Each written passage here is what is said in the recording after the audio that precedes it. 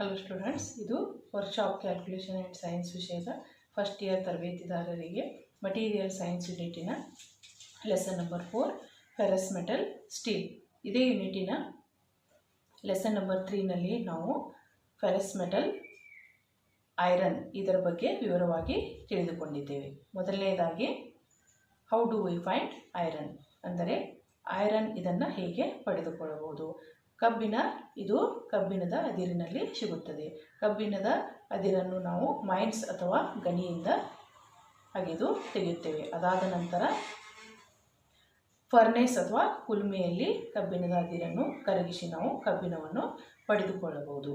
ಅದಾದ ನಂತರ ನಾವು ಕಬ್ಬಿಣದ ಅದಿರುಗಳ ಬಗ್ಗೆ ವಿವರವಾಗಿ ತಿಳಿದುಕೊಂಡಿದ್ದೇವೆ. ಕಬ್ಬಿಣದ ಅದಿರುಗಳಾದ ಮ್ಯಾಗ್ನೆಟೈಟ್, ಹೆಮಾಟೈಟ್, ಲಿಮೋನೈಟ್ ಮತ್ತು ಸೈಡರೈಟ್ಗಳ ಪರ್ಸೆಂಟೇಜ್ ಆಫ್ ಐರನ್ಗಳನ್ನು ಕೂಡ ತಿಳಿದುಕೊಂಡಿದ್ದೇವೆ. ಇದು ಅಲ್ಲದೆ ನಾವು ಟೈಪ್ಸ್ ಆಫ್ ಐರನ್ ಅಂದರೆ ಕಬ್ಬಿಣದ ಪ್ರಕಾರಗಳ ಬಗ್ಗೆ ತಿಳಿದುಕೊಂಡಿದ್ದೇವೆ. ಅವುಗಳಲ್ಲಿ pig iron, cast iron, wrought iron ಮತ್ತು steel. Pig iron, cast iron, wrought iron ಇವುಗಳನ್ನು ತಯಾರಿಸುವ ಪದ್ಧತಿಗಳನ್ನು, ಅವುಗಳ ಗುಣಧರ್ಮಗಳು ಮತ್ತು ಉಪಯುಕ್ತತೆಗಳ ಬಗ್ಗೆ ತಿಳಿದುಕೊಂಡಿದ್ದೇವೆ. ಮತ್ತು ಕ್ಯಾಸ್ಟ್ ಐರನ್ ಇದರ 4 ಪ್ರಕಾರಗಳಾದ grey cast iron, white cast iron, malleable cast iron ಮತ್ತು ನೋಡುಲಾರ್ ಕಾಸ್ಟ್ ಐರನ್ ಇವುಗಳನ್ನು ವಿವರವಾಗಿ ತಿಳಿದುಕೊಂಡಿದ್ದೇವೆ. ಮತ್ತು ಲೆಸನ್ ನಂಬರ್ 3ಗೆ ಸಂಬಂಧಪಟ್ಟಂತೆ ಅಸೈನ್ಮೆಂಟ್ಗಳನ್ನು ಕೂಡ ಕಂಪ್ಲೀಟ್ ಮಾಡಿರುತ್ತೀರಿ. ಈಗ ಫೆರಸ್ ಮೆಟಲ್ ಸ್ಟೀಲ್ ಸ್ಟಾರ್ಟ್ ಮಾಡಬೇಕು. Steel is on alloy of iron and carbon. Carbon content is 0.15% to 1.5%. It is allied with different elements to manufacture variety of steels. Steel ಅಂದರೆ ಉಕ್ಕು. ಇದು iron ಮತ್ತು ಕಾರ್ಬನ್ನಿಂದ ತಯಾರಿಸಲಾದ ಒಂದು ಮಿಶ್ರ ಲೋಹ. ಇದರಲ್ಲಿ ಕಾರ್ಬನ್ ಅಂದರೆ ಇಂಗಾಲ ಇದು 0.15%ನಿಂದ 1.5% ಇರುತ್ತದೆ. ಉಳಿದೆಲ್ಲ ಭಾಗ ಕಬ್ಬಿಣ ಇರುತ್ತದೆ. ಇದು ಅಲ್ಲದೆ ಬೇರೆ ಬೇರೆ ಲೋಹಗಳೊಂದಿಗೆ ಮಿಶ್ರಣ ಮಾಡಿ ಅನೇಕ ರೀತಿಯ ಸ್ಟೀಲ್ಗಳನ್ನು ಉತ್ಪಾದನೆ ಮಾಡಬಹುದು. Images of steel. It is most commonly used metal in construction and used to fabricate everything from sewing needle to oil tankers.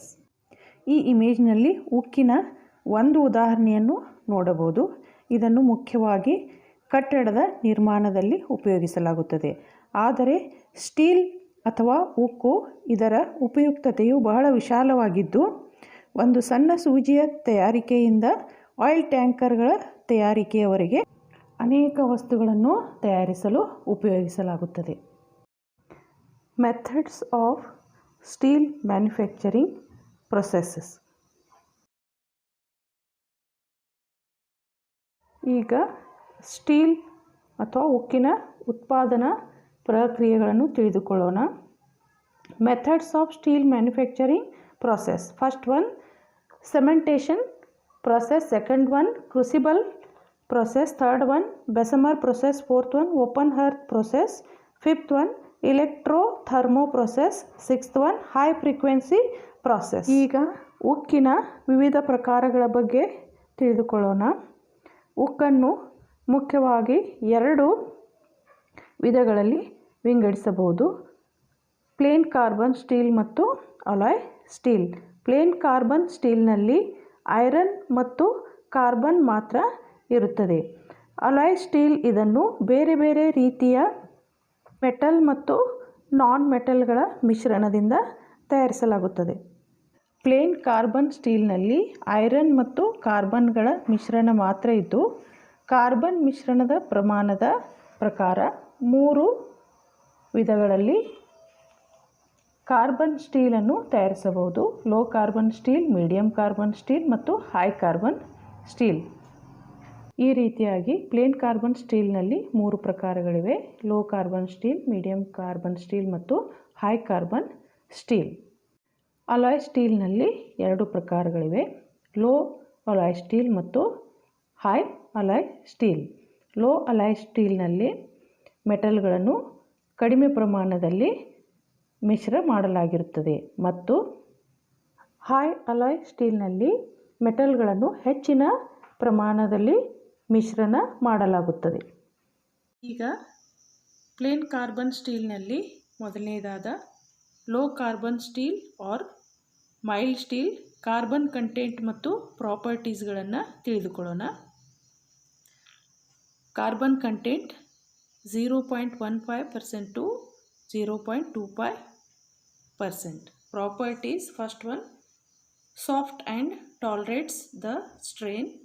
Second one, it can be put in different shapes through forging and rolling. Third one, this is not very hard or strong. Fourth one, cannot be hardened or tempered by ordinary methods.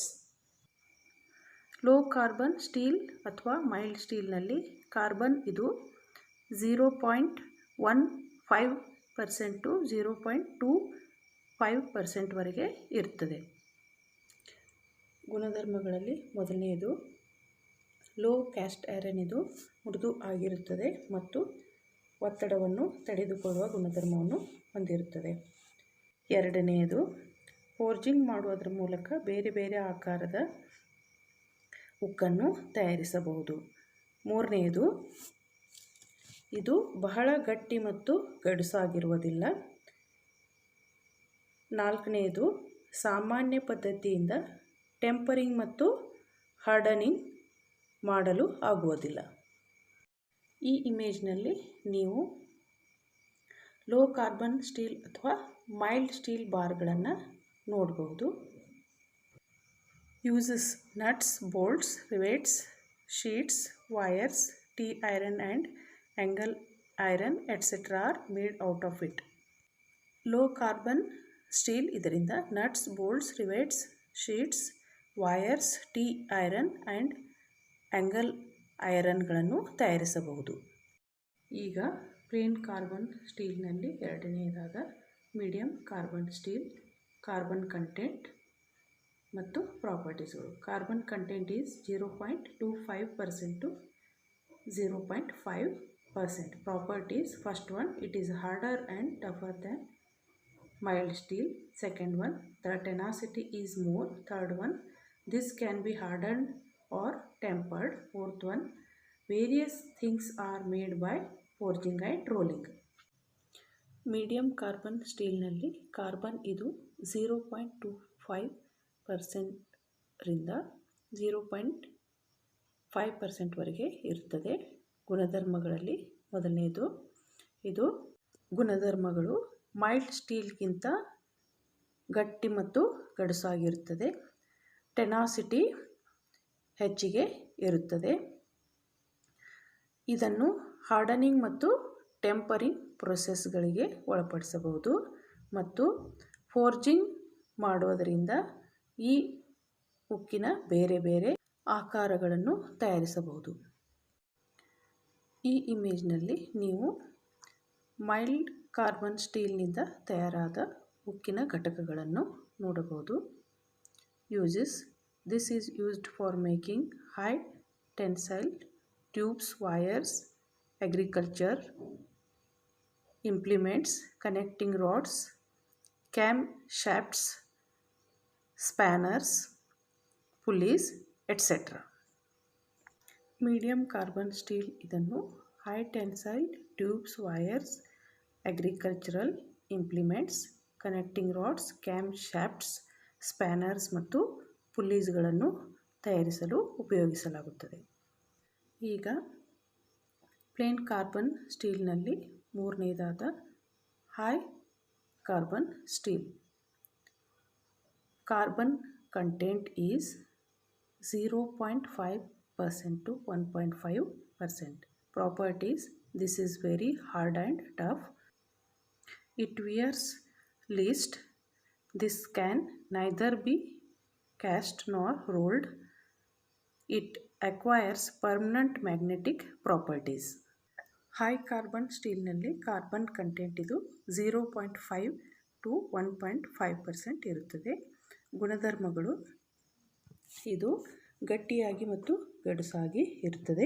ಸವೆತವು ಕಡಿಮೆ ಇರುತ್ತದೆ. ಇದನ್ನು ಕರಗಿಸಲು ಮತ್ತು ತಿರುಗಿಸಲು ಸಾಧ್ಯವಾಗುವುದಿಲ್ಲ ಮತ್ತು ಇದನ್ನು permanent magnet ಆಗಿ ಪರಿವರ್ತಿಸಬಹುದು. ಈ ಇಮೇಜ್ನಲ್ಲಿ ಹೈ ಕಾರ್ಬನ್ ಸ್ಟೀಲ್ನಿಂದ ತಯಾರಾದ ಚೀಸಲ್ಗಳನ್ನು ನೋಡಬಹುದು. This is used for making pointed tools, springs, pumps, files, cutleries, cold chisels, press, die, etcetera. High carbon steel ಇದನ್ನು pointed tools, springs, pumps, files, cutleries, cold chisels, press, die ಇವುಗಳನ್ನು ತಯಾರಿಸಲು ಉಪಯೋಗಿಸಲಾಗುತ್ತದೆ. ಈಗ alloy ಸ್ಟೀಲ್ಗಳಲ್ಲಿ ಮೊದಲನೆಯದಾದ ಲೋ ಅಲಾಯ್ ಸ್ಟೀಲ್ಗಳ ಬಗ್ಗೆ ತಿಳಿದುಕೊಳ್ಳೋಣ. Contents: carbon and other metals are in lesser quantity. Properties: first one, its tensile strength is more. Second one, the welding can work on it. Third one, this can also be hardened and tempered. Low alloy ಸ್ಟೀಲ್ಗಳಲ್ಲಿ carbon ಮತ್ತು ಬೇರೆ ಲೋಹಗಳು ಕಡಿಮೆ ಪ್ರಮಾಣದಲ್ಲಿ ಇರುತ್ತವೆ. ಗುಣಧರ್ಮಗಳು: tensile strength ಹೆಚ್ಚಿಗೆ ಇರುತ್ತದೆ. ಈ ಲೋಹಕ್ಕೆ ವೆಲ್ಡಿಂಗ್ ಮಾಡಬಹುದು ಮತ್ತು ಹಾರ್ಡನಿಂಗ್ ಮತ್ತು ಟೆಂಪರಿಂಗ್ ಪ್ರೊಸೆಸ್ಗಳಿಗೆ ಒಳಪಡಿಸಬಹುದು. ಈ ಇಮೇಜ್ನಲ್ಲಿ ಲೋ ಅಲಾಯ್ ಸ್ಟೀಲ್ನಿಂದ ತಯಾರಾದ ಲೋಹದ ಘಟಕಗಳನ್ನು ನೋಡಬಹುದು. Uses: it is used in manufacturing various parts of on aeroplane and cam shaft et cetera. Low alloy steel ಇದನ್ನು ಏರೋಪ್ಲೇನ್ಗಳ ಬಿಡಿ ಭಾಗಗಳನ್ನು ತಯಾರಿಸಲು ಮತ್ತು ಕ್ಯಾಮ್ ಶಾಫ್ಟ್ಗಳನ್ನು ತಯಾರಿಸಲು ಉಪಯೋಗಿಸಲಾಗುತ್ತದೆ. ಈಗ ಅಲಾಯ್ ಸ್ಟೀಲ್ಗಳಲ್ಲಿ ಎರಡನೇದಾದ ಹೈ ಅಲಾಯ್ ಸ್ಟೀಲ್ಗಳ ಬಗ್ಗೆ ತಿಳಿದುಕೊಳ್ಳೋಣ. Contents: carbon and high percentage of the metals higher Dhan low steel alloy. High alloy steels are available into many types depending upon the metal used to make the alloy. High alloy ಸ್ಟೀಲ್ನಲ್ಲಿ carbon ಮತ್ತು ಮೆಟಲ್ಗಳ ಪ್ರಮಾಣವು low alloy ಸ್ಟೀಲ್ಗಳಿಗಿಂತ ಹೆಚ್ಚಾಗಿರುತ್ತದೆ. ಬೇರೆ ಬೇರೆ ಲೋಹಗಳನ್ನು ಮಿಶ್ರ ಮಾಡುವುದರ ಮೂಲಕ ಬೇರೆ ಬೇರೆ ರೀತಿಯ ಹೈ ಅಲಾಯ್ ಸ್ಟೀಲ್ಗಳನ್ನು ತಯಾರಿಸಬಹುದು. ಅವುಗಳು ಈ ರೀತಿಯಾಗಿವೆ. Types of high alloy steel: first one, high speed steel. Second one, nickel steel. Third one, vanadium steel. Fourth one, manganese steel. Fifth one, stainless steel. Sixth one, silicon steel. Seventh, cobalt steel. ಈಗ high alloy ಸ್ಟೀಲ್ಗಳಲ್ಲಿ ಮೊದಲನೆಯದಾದ high speed steel or high tungsten steel ಇದರ ಬಗ್ಗೆ ತಿಳಿದುಕೊಳ್ಳೋಣ. Composition: any one of the following combination is used. First one, tungsten 22%, chromium 4%, vanadium 1%. Second one, tungsten 18%, chromium 4%, vanadium 1%. Third one, tungsten 14%, chromium 4%, vanadium 1%. High speed ಸ್ಟೀಲ್ನ properties ಮತ್ತು uses: because of its high percentage of tungsten, it keeps working up to high temperature. It is used for cutting tools, drills, cutters, reamers, hacksaw blades, etc. High speed ಸ್ಟೀಲ್ನಲ್ಲಿ tungsten ಲೋಹದ percentage ಹೆಚ್ಚಿಗೆ ಇರುವುದರಿಂದ ಇದನ್ನು high tungsten steel ಎಂದು ಕರೆಯಲಾಗುತ್ತದೆ. ಈ high tungsten steel ಅಥವಾ high speed ಸ್ಟೀಲ್ನಿಂದ ತಯಾರಾದ ಲೋಹವು ಹೈ ಟೆಂಪರೇಚರ್ನಲ್ಲಿ ಕೂಡ ಕೆಲಸ ಮಾಡಲು ಅನುಕೂಲಕರವಾಗಿರುವುದರಿಂದ ಇದನ್ನು cutting tools, drills, cutters, reamers, hacksaw ಬ್ಲೇಡ್ಗಳನ್ನು ತಯಾರಿಸಲು ಉಪಯೋಗಿಸಲಾಗುತ್ತದೆ. ಈ ಇಮೇಜ್ನಲ್ಲಿ ಹೈ ಸ್ಪೀಡ್ ಸ್ಟೀಲ್ನಿಂದ ತಯಾರಾದ ಹ್ಯಾಕ್ಸಾ ಬ್ಲೇಡ್ ಮತ್ತು ಡ್ರಿಲ್ ಬಿಟ್ಗಳನ್ನು ನೋಡ್ಬೋದು. ಈಗ ಹೈ ಅಲಾಯ್ ಸ್ಟೀಲ್ಗಳಲ್ಲಿ ಎರಡನೇದಾದ ನಿಕೆಲ್ ಸ್ಟೀಲ್, ಇದನ್ನು ತಿಳಿದುಕೊಳ್ಳೋಣ. Composition 0.3% carbon and 0.25 to 0.35% nickel. Properties: due to nickel, its tensile strength, elastic limit and hardness is increased. It does not catch rust. Its cutting resistance increases 6 times more than plain carbon and steel due to 0.35% nickel present in it. Nickel ಸ್ಟೀಲ್ನಲ್ಲಿ 0.35% nickel ಇರುತ್ತದೆ. ಈ ಕಾರಣದಿಂದ ಈ ಸ್ಟೀಲ್ನಲ್ಲಿ tensile strength, elastic limit ಮತ್ತು hardness ಪ್ರಾಪರ್ಟೀಸ್ಗಳು ಹೆಚ್ಚಿಗೆ ಇರುತ್ತವೆ ಮತ್ತು ಇದು ತುಕ್ಕು ಹಿಡಿಯುವುದಿಲ್ಲ. ಕಟಿಂಗ್ ಮಾಡುವ ಸಾಮರ್ಥ್ಯವು ಪ್ಲೇನ್ ಕಾರ್ಬನ್ಗಿಂತ 6 ಪಟ್ಟು ಹೆಚ್ಚಾಗಿ ಇರುತ್ತದೆ. Uses of nickel steel: this is used for making rivets, pipes, axle shafting, parts of buses and aeroplanes. If 5% of cobalt is mixed with 30 to 35% nickel, it becomes Invar steel. It is mainly used for making precious instruments. Nickel steel ಇದನ್ನು rivets, pipes, axle ಶಾಫ್ಟಿಂಗ್, bus parts ಮತ್ತು aeroplane ಪಾರ್ಟ್ಸ್ಗಳನ್ನು ತಯಾರಿಸಲು ಉಪಯೋಗಿಸಲಾಗುತ್ತದೆ. ಇದು ಅಲ್ಲದೆ 30-35% nickel ಮತ್ತು 5% ಕೋಬಾಲ್ಟ್ನಿಂದ ಇನ್ವಾರ್ alloy ಸ್ಟೀಲನ್ನು ತಯಾರಿಸಲು ಉಪಯೋಗಿಸಲಾಗುತ್ತದೆ. ಈ ಇನ್ವಾರ್ ಸ್ಟೀಲನ್ನು ಪ್ರೀಸಿಯಸ್ ಅಂದರೆ ಬೆಲೆ ಬಾಳುವ ವಸ್ತುಗಳನ್ನು ತಯಾರಿಸಲು ಉಪಯೋಗಿಸಲಾಗುತ್ತದೆ. ಈ ಇಮೇಜ್ನಲ್ಲಿ ನೀವು ನಿಕೆಲ್ ಸ್ಟೀಲ್ನಿಂದ ತಯಾರಿಸಿದ ಏರೋಪ್ಲೇನ್ ಪಾರ್ಟ್ಸ್ಗಳನ್ನು ನೋಡಬಹುದು.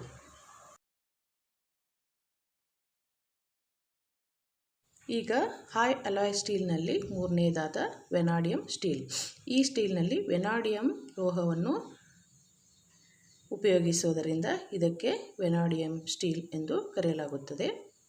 Composition: it contains 1.5% carbon, 12.5% tungsten, 4.5% chromium, 5% vanadium and 5% cobalt. Properties and uses: its elastic limit, tensile strength and ductility is more. It has strength to bear sharp jerks. It is mainly used to manufacture tools. Vanadium ಸ್ಟೀಲ್ನಲ್ಲಿ 1.5% carbon, 12.5% tungsten, 4.5% chromium, 5% ವೆನಾಡಿಯಂ ಮತ್ತು 5% cobalt ಇರುತ್ತದೆ.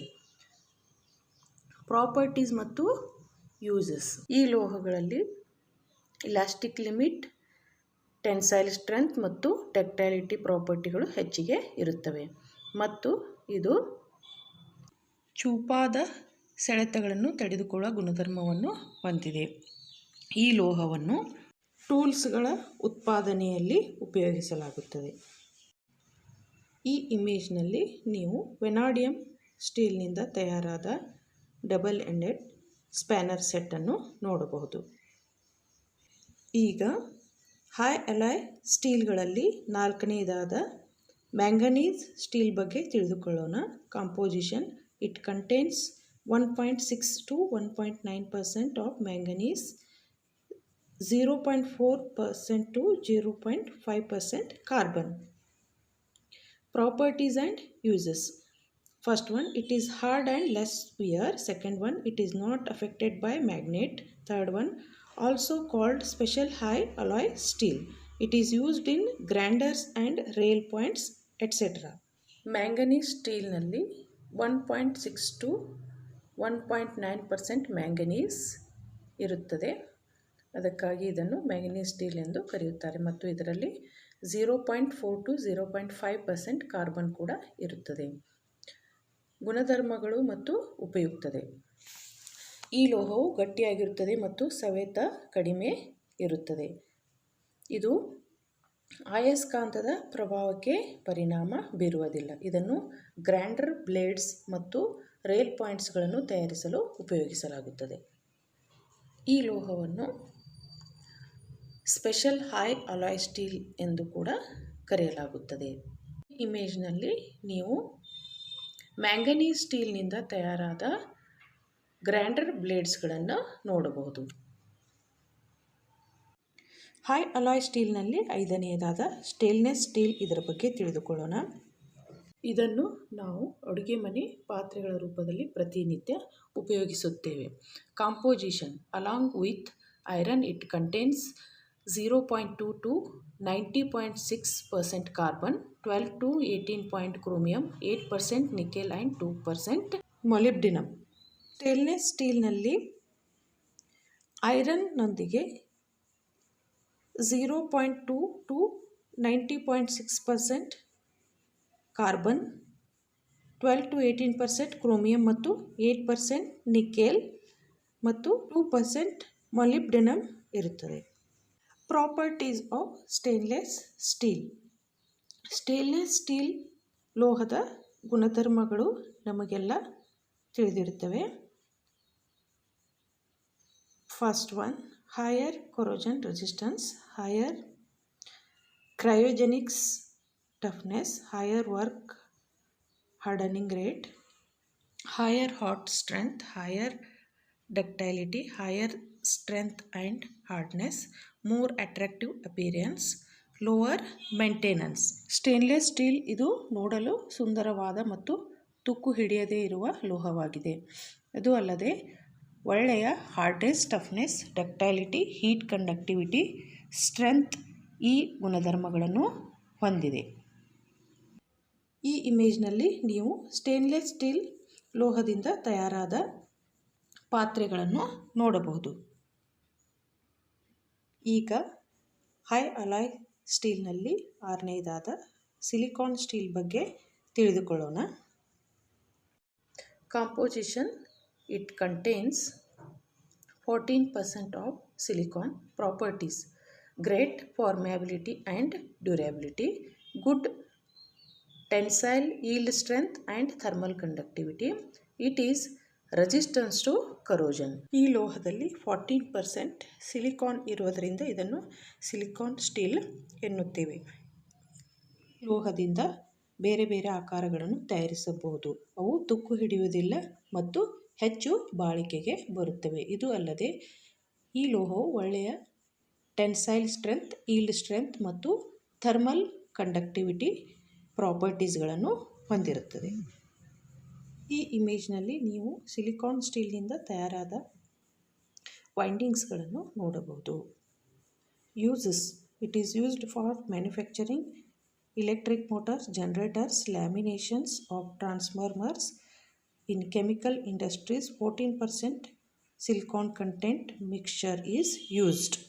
Silicon steel ಇದನ್ನು electric motor, generators, laminations of ಟ್ರಾನ್ಸ್ಫಾರ್ಮರ್ಸ್ಗಳನ್ನು ತಯಾರಿಸಲು ಉಪಯೋಗಿಸಲಾಗುತ್ತದೆ. ಮತ್ತು 14% silicon mixture ಇದನ್ನು chemical ಇಂಡಸ್ಟ್ರೀಸ್ಗಳಲ್ಲಿ ಉಪಯೋಗಿಸಲಾಗುತ್ತದೆ. ಈಗ ಹೈ ಅಲಾಯ್ ಸ್ಟೀಲ್ಗಳಲ್ಲಿ ಕೊನೆಯದಾದ ಕೋಬಾಲ್ಟ್ ಸ್ಟೀಲ್ ಬಗ್ಗೆ ತಿಳಿದುಕೊಳ್ಳೋಣ. Composition: high carbon steel contains 5 to 35% cobalt. Properties: toughness and tenacity is high. It has magnetic property. Cobalt ಸ್ಟೀಲ್ನಲ್ಲಿ 5 to 35% ಕೋಬಾಲ್ಟ್ ಇರುವುದರಿಂದ ಇದನ್ನು ಕೋಬಾಲ್ಟ್ ಸ್ಟೀಲ್ ಎಂದು ಕರೆಯುತ್ತೇವೆ. ಇದು ಒಳ್ಳೆಯ ಟಫ್ನೆಸ್, ಟೆನಾಸಿಟಿ ಮತ್ತು ಮ್ಯಾಗ್ನೆಟಿಕ್ ಪ್ರಾಪರ್ಟಿಗಳನ್ನು ಹೊಂದಿದೆ. ಈ ಇಮೇಜ್ನಲ್ಲಿ ನೀವು ಕೋಬಾಲ್ಟ್ ಅಲಾಯ್ ಮೆಟಲ್ದಿಂದ ತಯಾರಾದ ಪರ್ಮನೆಂಟ್ ಮ್ಯಾಗ್ನೆಟ್ಗಳ ಚಿತ್ರಗಳನ್ನು ನೋಡಬಹುದು. ಕೋಬಾಲ್ಟ್ ಸ್ಟೀಲ್ ಇದನ್ನು ಪರ್ಮನೆಂಟ್ ಮ್ಯಾಗ್ನೆಟ್ಗಳನ್ನು ತಯಾರಿಸಲು ಉಪಯೋಗಿಸಲಾಗುತ್ತದೆ. ಇಲ್ಲಿಗೆ ferrous metal steel video class ಮುಗಿಯುತ್ತದೆ. Assignment: make a list of steel objects used in your house and identify different types of steel. ನಿಮ್ಮ ಮನೆಯಲ್ಲಿ ಸ್ಟೀಲ್ನಿಂದ ತಯಾರಾದ ಬೇರೆ ಬೇರೆ ವಸ್ತುಗಳ ಪಟ್ಟಿಯನ್ನು ಮಾಡಬೇಕು ಮತ್ತು ಬೇರೆ ಬೇರೆ ಪ್ರಕಾರದ ಸ್ಟೀಲ್ಗಳನ್ನು ಗುರುತಿಸಬೇಕು. Next class non ferrous metals. ಮುಂದಿನ ವಿಡಿಯೋ ಕ್ಲಾಸ್ನಲ್ಲಿ ನಾವು ನಾನ್ ಫೆರಸ್ ಮೆಟಲ್ಸ್ಗಳ ಬಗ್ಗೆ ತಿಳಿದುಕೊಳ್ಳೋಣ. Thank you.